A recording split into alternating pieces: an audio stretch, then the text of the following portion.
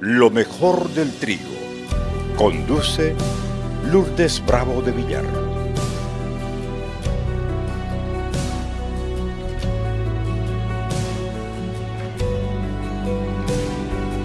No vamos a hablar de disciplina, pero sí vamos a hablar de santidad.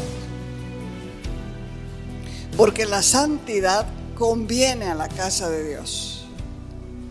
Y entonces, al hablar de santidad, como generalmente tenemos un concepto errado de lo que es santo, vivimos equivocados y no nos damos cuenta lo que sucede cuando hay pecado en la iglesia. Vamos a ir al Salmo 51, del verso 1 al 10. Vamos a ver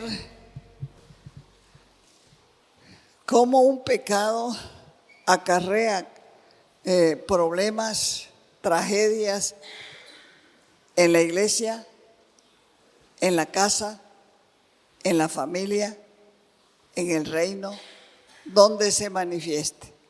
Salmo 51, del verso 1 adelante. Este salmo lo escribió David y dice: ten compasión de mí, oh Dios, conforme a tu gran amor, conforme a tu inmensa bondad.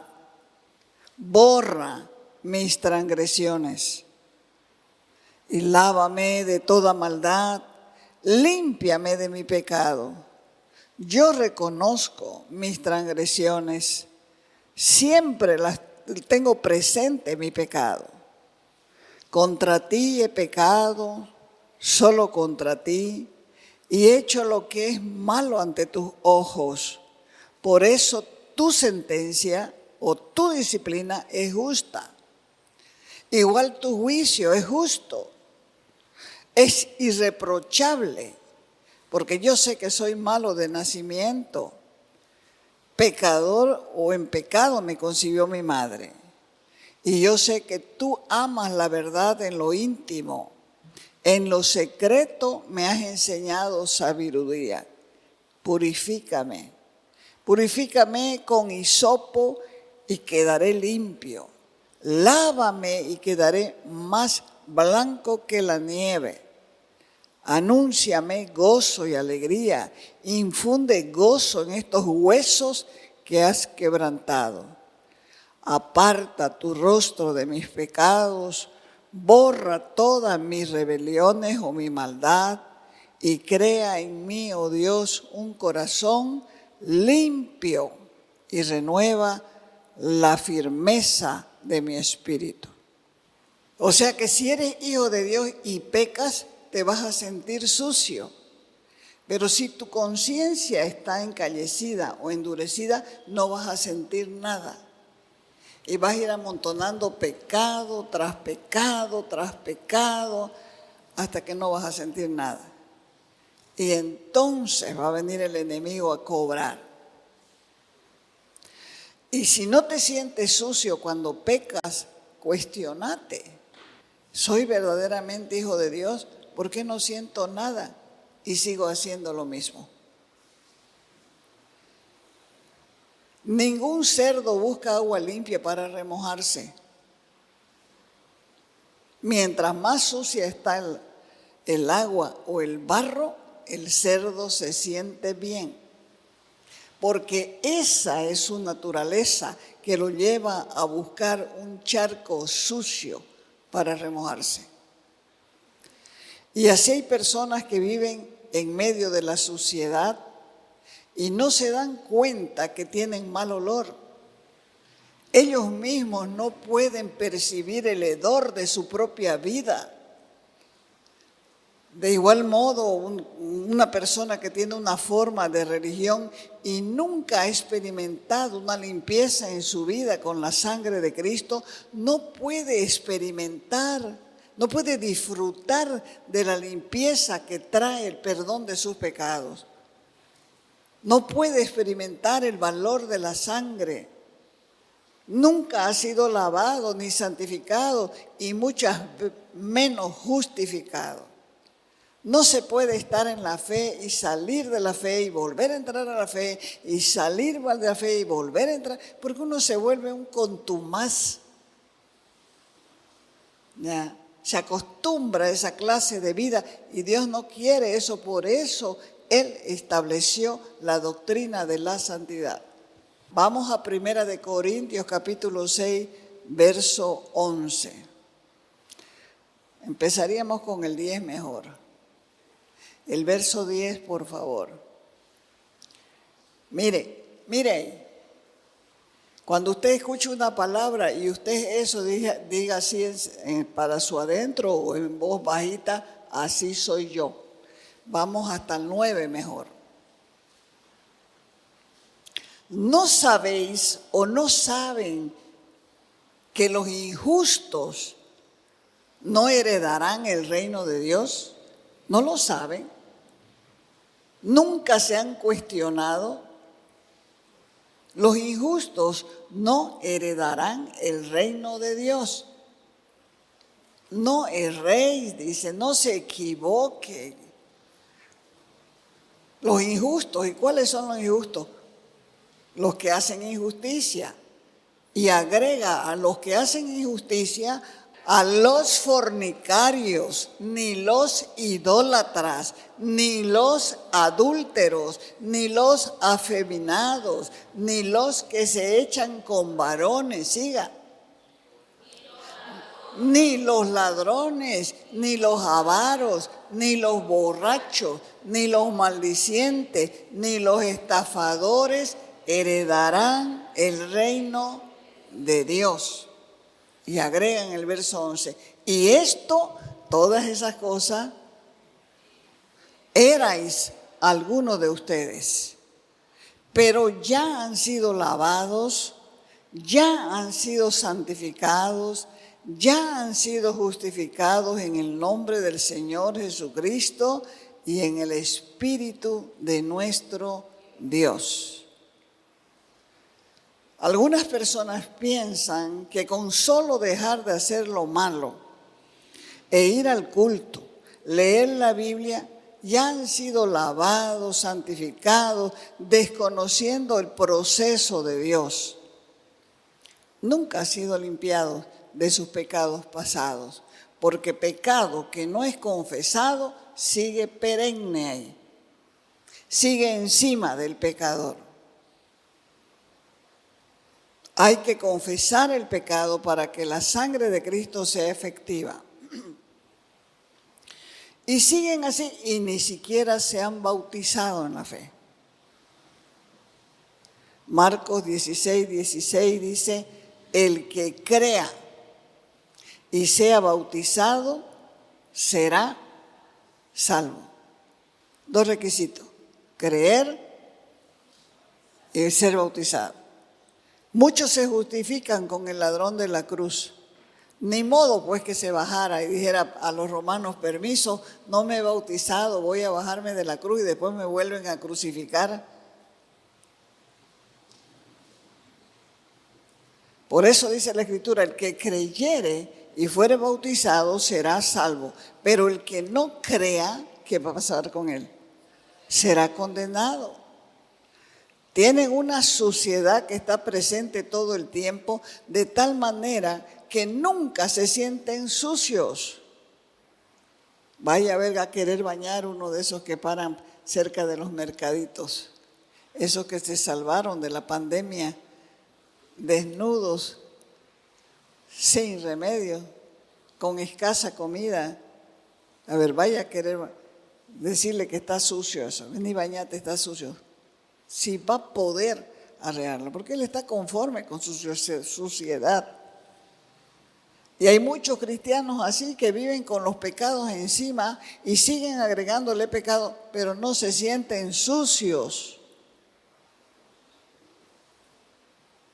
Si puedes pecar sin sentirte sucio espiritualmente, necesitas preguntarte si alguna vez fuiste salvo.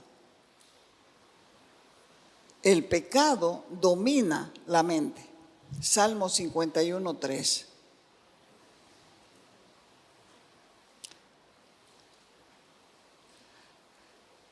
decía David, porque yo reconozco mis rebeliones y mi pecado está siempre delante de mí.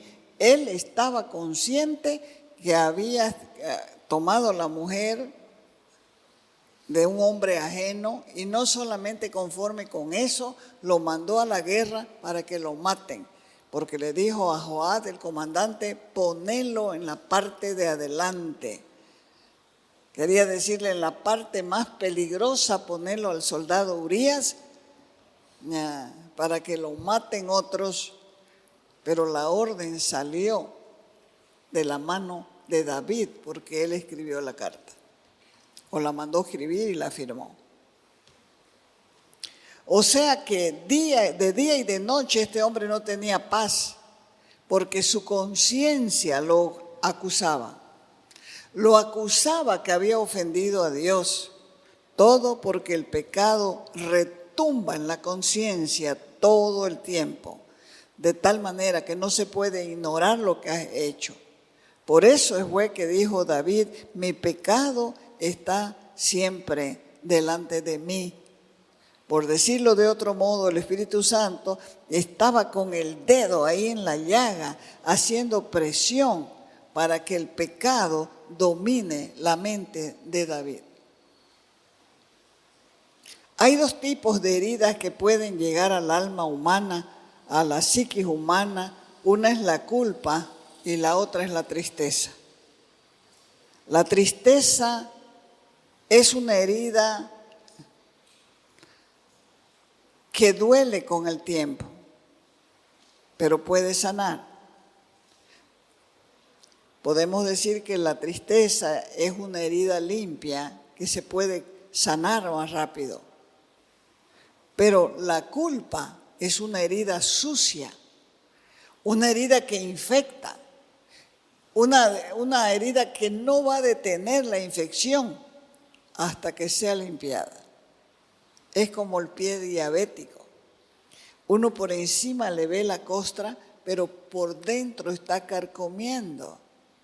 Y por esa causa, porque la gente mira y lo ve medio seco encima y no se da cuenta que debajo está la infección, entonces pierde un dedo, pierde una pierna, la otra pierna, y no se da cuenta. Pero la infección está así, igual es el pecado. Tiene unos días tranquilos y piensa que ya Dios está contento, pues por eso está medio tranquilo, pero no es así. Eso no es normal, es anormal más bien. Porque solo, escúchelo bien, el pecado confesado es el que Dios perdona. No hay otra. No es que vos te vas a apaciguar ahí porque no sentís la culpa, ya puede ser que tu conciencia esté completamente endurecida y por esa causa ya no sientes nada. Por eso dice el Escritor, oh Dios, mi alma se siente sucia y mi mente está dominada por lo que he hecho.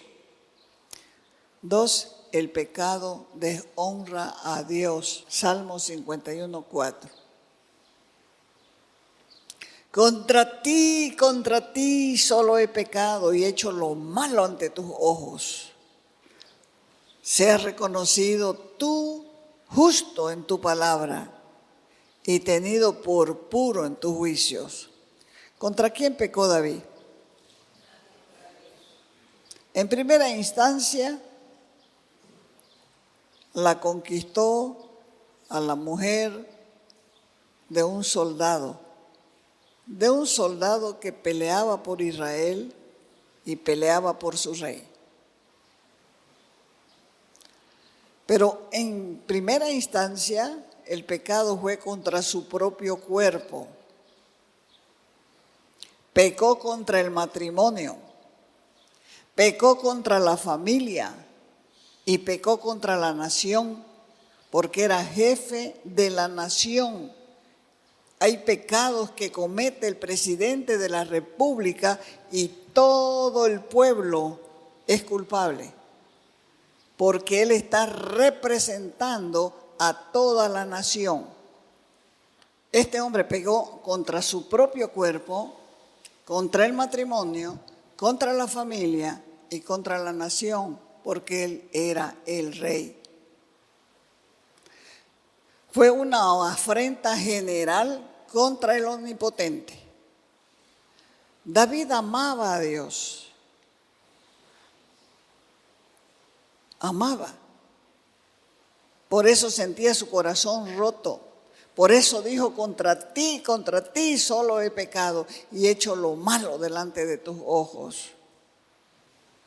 Cuando una persona quiere cometer adulterio, primero planea su cita clandestina. Dejen de estar buscando los enamorados antiguos en su celular. Voy a ver cómo le va a este. Voy a ver cómo le va a esta. ¿Qué te importa? ¿Qué te importa cómo le va? Tu vida ya no es tuya. Vos se la entregaste a Cristo y cuando haces esas cosas estás lastimando el corazón de Dios otra vez. Otra vez. Porque los ojos de Dios están sobre justos y sobre injustos. No mire, pase de largo. Si puede borrar, bórrelo. Así no va a tener la tentación, porque si no va a tener siempre una mente de adulterio, de adúltera o de adúltero. Deje correr el agua, porque el agua que se estanca hiede. Deje correr el agua. La prueba es que ese otro no se quiso casar con vos. La prueba principal. Quizá te abusó, pero casarse con vos no quiso. El que quiso fue el que te ofreció matrimonio y estuvo dispuesto a trabajar toda su vida para mantenerte. Toda su vida. Ese te quiso, el otro no. Te abusó, te usó y vos buscándolo en el Face. No pues, no es justo. No es justo. Estás lastimando el corazón de Dios. Por eso dice la Escritura, tus ojos vieron lo que hice, oh Dios. He pecado contra ti, no solamente quebrantando tu ley, sino también he roto tu corazón. Un hombre que es salvo a veces se siente mal por su pecado, pero el salvo que se siente mal porque peca contra Dios es diferente del contumaz. ¿Qué es lo que más asusta a un esclavo cuando desobedece o hace las cosas mal? O el hijo también, aunque ahora casi no se usa. Antes todas las familias tenían su chicote colgado. Hacía uno una falla y con el chicote, y era el chicote con que se daba a los animales, o su talero. Su chicote o su talero tenía colgado. Entonces la madre, que era la más guasqueadora porque los padres estaban trabajando, cogía el chicote y le daba. Igual pasa con el esclavo, con el empleado que hace las cosas mal, está esperando el chicote.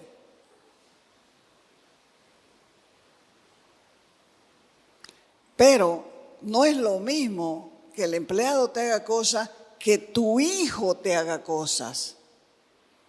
No es lo mismo. Cuando el hijo te hace algo, vos sientes profundamente que te lastima con su actitud, te lastima con sus palabras, te lastima con sus hechos. Y aunque le des una tunda, te lastima adentro. Igual era David. Dios decía de él que era un hombre conforme al corazón de Dios. O sea que todo ese año que él sentía culpa, que se enfermó, que sus huesos, como dice él, se secaron, todo ese año Dios estaba tratando con él y él no hacía caso, no hacía caso. Se acordaba, decía, es verdad, he pecado, pero hasta ahí nomás quedaba.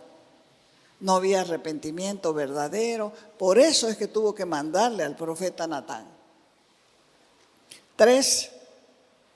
El pecado deprime y trae tristeza al corazón. David había perdido el gozo, Salmo 51:12. Dice, devuélveme el gozo de la salvación. La persona más miserable de la tierra no es la que está perdida, sino la que es salva, pero no tiene comunión con Dios. Y solamente una cosa te quita el gozo del corazón, y es el pecado. Hay una diferencia entre felicidad y gozo. La felicidad depende de lo que pasa. A veces nos pasan cosas malas, no podemos esperar, estar contentos todo el tiempo. El mismo Jesús fue un varón de dolores. Él lloró, no estuvo feliz todo el tiempo, pero estaba lleno de gozo. Él sabía que iban pasando los días y se acercaba a la cruz. Él lo sabía. Y eso le traía tristeza. Por eso lo habló muchas veces con sus discípulos y les dijo, estas cosas que les he hablado, para que en mí tengan gozo, para que mi gozo esté en ustedes y el gozo sea completo. Porque él sabía que estaba a punto de enfrentar el Calvario y todavía les hablaba de gozo. Por eso también no es extrañan las palabras del apóstol Pablo que dijo, regocijaos en el Señor siempre. Otra vez les digo, regocijaos.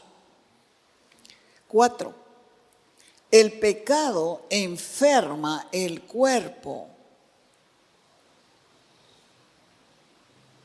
Por eso es que cuando alguna persona está enferma, en la Biblia y en la práctica, la gente dice, ¿qué pecado habrá cometido? Porque el pecado enferma el cuerpo. El pecado sin arrepentimiento puede hacer que nuestro cuerpo enferme. Salmo 51:8. Hazme oír gozo y alegría y se van a regocijar estos huesos que has quebrantado. Hay enfermedades que son cortas, hay enfermedades que son largas, hay enfermedades que son normales de acuerdo al ambiente, a cómo está el mundo ahora, pero hay otras enfermedades que son disciplina. Apocalipsis dice, la voy a meter en cama para ver si se arrepiente. Para ver si se arrepiente. O sea que la enfermedad es para que comences a pensar, a meditar. ¿Ya? Cuando hay una persona enferma y tiene amigos, así se llena la casa de amigos. Así se llena. Hartos amigos. Ay, te enfermo la fulana, vamos a visitarla. Vamos, y van allá y charlan de lo que les da la gana. Pero lo que necesita el enfermo es reflexionar. Preguntarle a Dios, ¿por qué estoy así? ¿Es disciplina tuya? ¿Es consecuencia de mal cuidado de mi organismo? ¿Qué es? ¿Qué es? Porque el pecado sin arrepentimiento hace que el cuerpo se enferme. Él no tenía los huesos quebrados, pero está hablando de sus huesos rotos, usando una figura literaria y dice, se regocijarán estos huesos que has quebrantado. David está diciendo, Dios, me estás oprimiendo. Haceme oír gozo y alegría para que los huesos que has roto se puedan regocijar.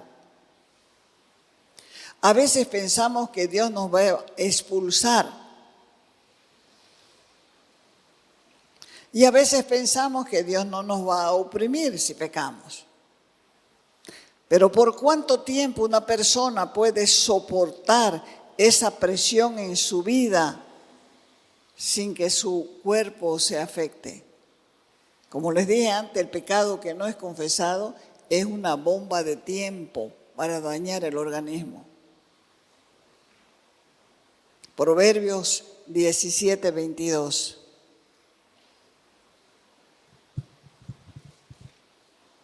Hasta Salomón lo sabía, porque escribió en Proverbios 17:22, el corazón alegre hermosea el rostro, pero el espíritu abatido seca los huesos.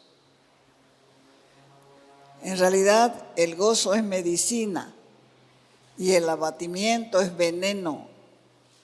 Así como el gozo es medicinal, el abatimiento es venenoso. Por eso cuando uno camina en la fe y peca, siente un malestar. ¿Ya? Llora a veces, porque no puede vencer la situación, las pruebas. Y cuando acuerda, la boca parece un florero, pero un florero de inmundicia. Y entonces uno se da cuenta que Dios lo está escuchando y llora. Pero a veces unos en el llanto no se arrepienten. El secreto es arrepentirse. Y entonces Dios te va a ayudar.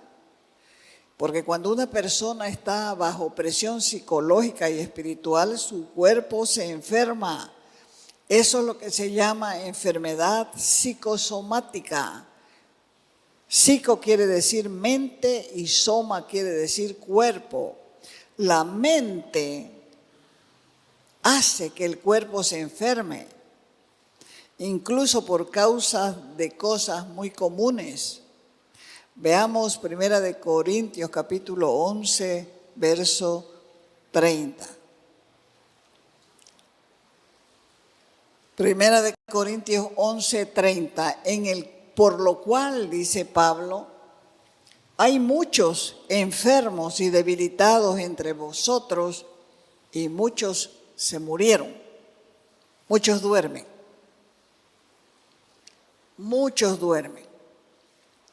Está exhortando a los corintios que por haber actuado irreverentemente en la cena del Señor,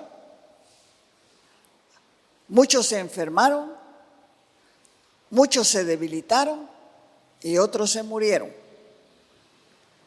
Se refería a que estaban muertos debido al pecado en su vida, porque el pecado enferma el cuerpo, pero el corazón alegre y el gozo del Señor son una medicina maravillosa. Nehemías capítulo 8, verso 10.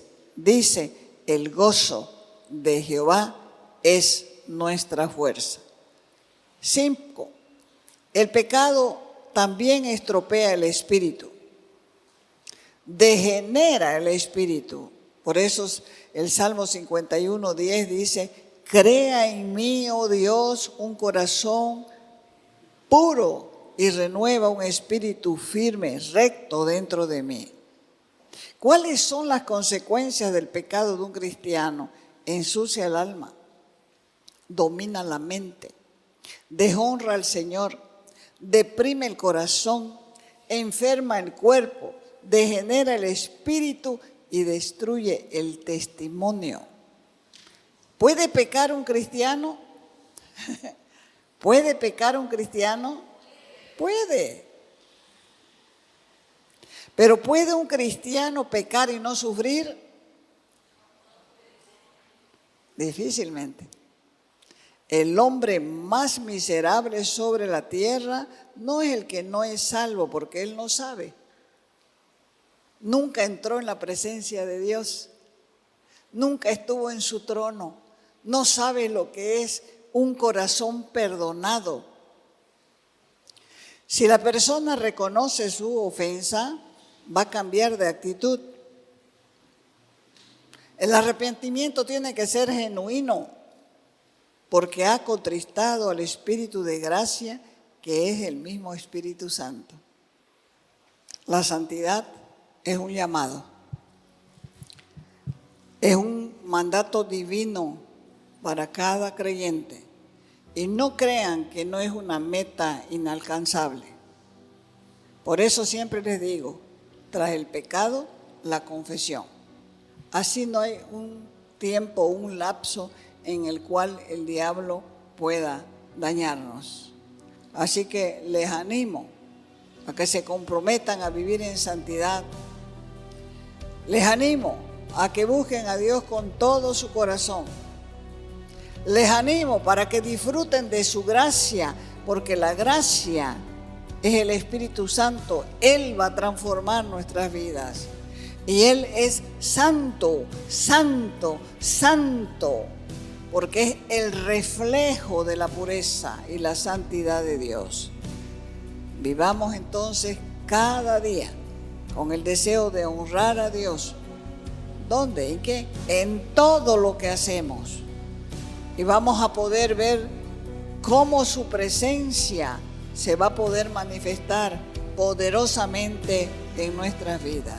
No son las palabras los que muestran la santidad.